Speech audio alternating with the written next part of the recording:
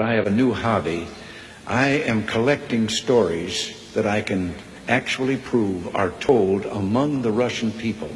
They make them up themselves, they tell them between themselves, reveals they got a great sense of humor, and they've also got a little cynical attitude about things in their country.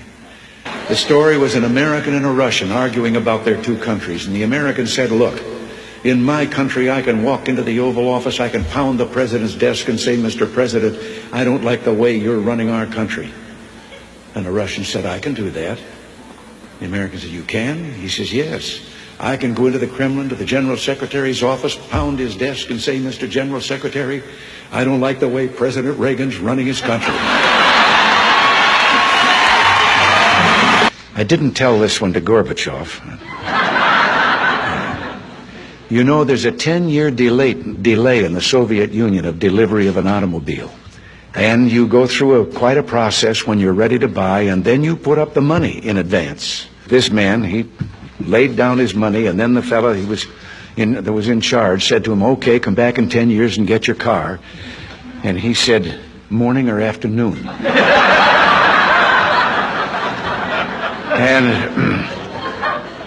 And the fellow behind the counter said, well, 10 years from now, what difference does it make?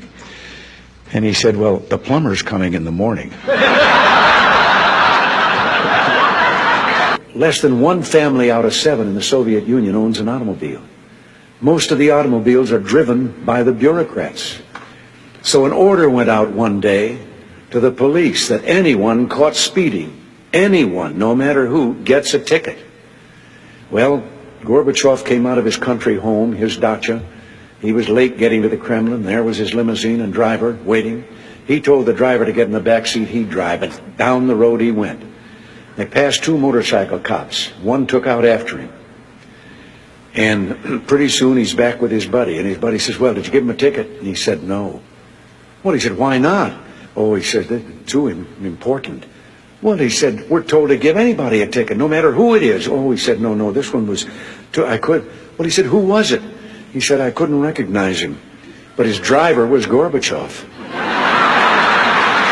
One of the heads of state that I met with on this visit told me the story about the 2 fellows in the Soviet Union that were walking down the street, and one of them says, have we really achieved full communism? Is this it? Is this now full communism? And the other one said, oh, hell no, things are going to get a lot worse.